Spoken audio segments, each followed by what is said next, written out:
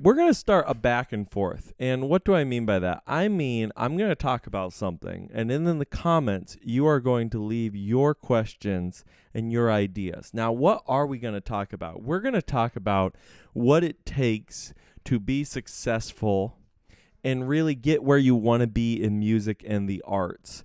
The truth is, there's a lot of information out there on how to play certain instruments, although I'm happy to go down that road too.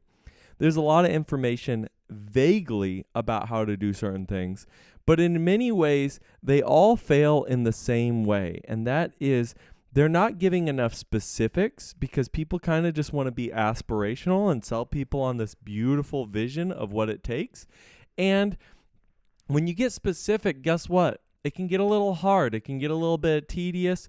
And so I want to break that down. I want to give you guys very practical ways that you can be successful in all of these different topics relating to arts. Yes, arts and music first and foremost, but really anything. I'm happy to go anywhere you want. So with that being said, as I'm talking, think about any comments you have, any questions you have for somebody who has spent their entire life making money and living in the world of the arts. All right. So let's get into this. The topic I want to talk about today that somebody asked about is getting over stage fright or over that nervousness of performing, if you will.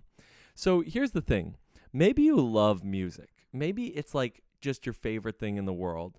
But what you realize is every time I want to do music, I have to actually get out in front of people and play.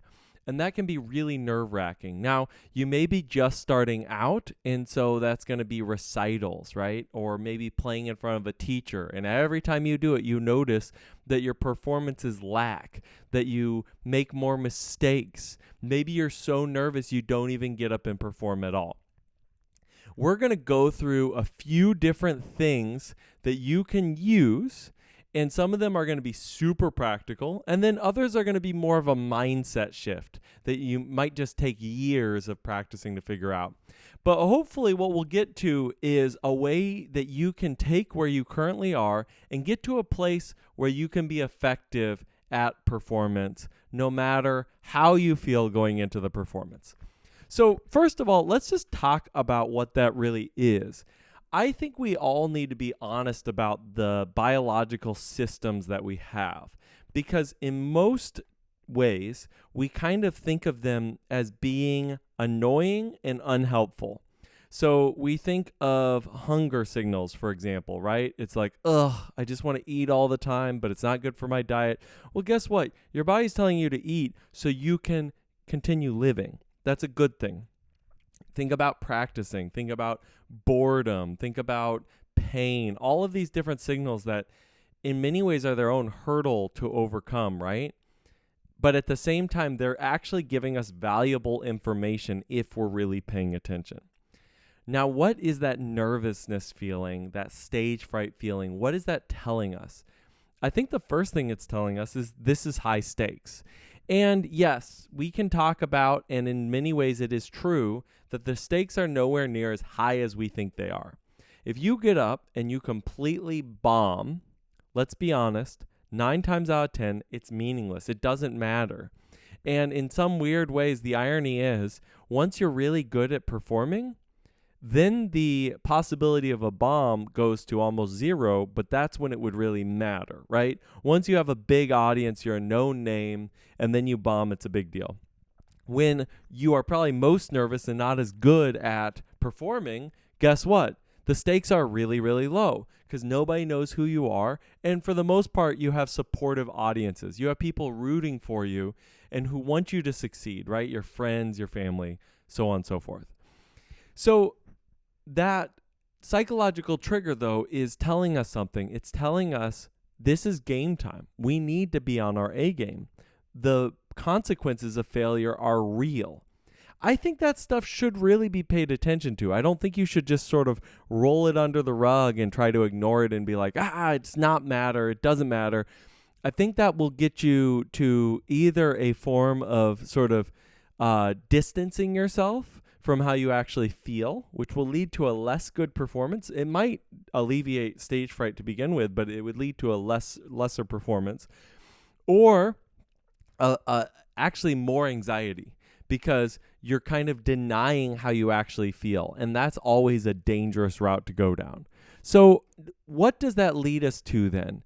If it's a real concern, how do we actually deal with it? Because, again, for some people, they get so sick that they throw up before they play.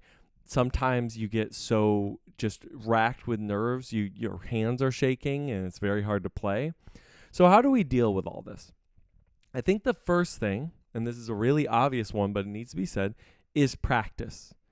How do you practice performing? Well, you do the performance a lot. And what do I mean by that? Well, you stage performances. So one thing I do a lot with my students, and I think is so valuable, is you actually do as much of the performance thing as you can under safe circumstances. So you're home alone at your house, and you practice not the actual piece, well, that too, but you practice walking out to your instrument. You practice waving to the crowd, bowing if you're going to bow and it's a more formal thing. You practice the words you're going to say before and after you're playing certain things. This is going to feel really weird and awkward, but believe me, it works. If you practice these little details, the sort of all of the dressing, if you will, the extras of the performance, it will make actually performing less intense and less crazy. And then after you do that a couple times on your own, maybe in front of a mirror, I know it's cliche, but it does work, then you have some friends over, or you do it in front of your family. And then you maybe have, depending on the scale of performance, maybe in front of like 25 or 50 people. This will give you the ability to get used to the performing part, because you want to control everything. I don't know if you've seen any of Nathan Fielder, like Nathan For You. He does the rehearsal. He had that movie called The Curse not that long ago. His fundamental insight that he's doing for a joke and a bit is actually true, which is if you want to control and execute something the best you can, you need to try to figure out every possible variable and control it as much as you can and practice for it as much as you can. That will lead to the most likely chance at success. Now, the hard thing with performance is you cannot control every variable. There may be babies crying in the crowd. There may be someone unwrapping a hard candy. It's like, someone may say boo at an inopportune time. They're not even booing you. They just said boo. That leads to a couple more things that we can deal with. Well, what can you control? You can control whether you've eaten. I think a lot of people get nervous and then they forget to eat. And so they go in with a empty stomach. And so you're having all of these physical pressures as well as the psychological ones. You can remember to breathe. You can practice breathing exercises. If you're taking full breaths, that's going to naturally relax you and get you more in a set place that you can be. You can have a routine that you go through before performances. That can be warming up. That can be certain things that you say to yourself, certain things you think. All of these can really help. I'm happy to expound upon those later if you want to go more in depth. You can as well, this is one of my favorite ones, intentionally pause before you begin, whether that's before you go out or even after you're out with the crowd. There's this awkward pause that happens, and you can kind of feel like the pressure's too much. I have to do something. And then you intentionally pause, and you go beyond that point that you feel like is impossible to go beyond. And guess what? Nothing happens. Nothing bad happens. Maybe somebody from the crowd says something. Who cares? Now people are talking back and forth. The awkwardness is broken, right? Another thing that I personally really like to do is I like to note when I make my first mistake and then just tell myself the pressure's off, right? Because in some ways, one of the things that really gets on us is we're thinking, I really have to do this perfectly, which is just not true. It's not true. Like, it's extremely challenging, like basically impossible to have a perfect performance. And the sooner we give that up, the easier it's going to be. Now, I have a couple closing thoughts on this idea, and then I want to see your follow-up ideas, comments, questions. down below, and then we can get into them. And again, they don't have to be related to this topic. Here are my closing sort of thoughts. In general, you don't ever break that far outside of your temperament going into it.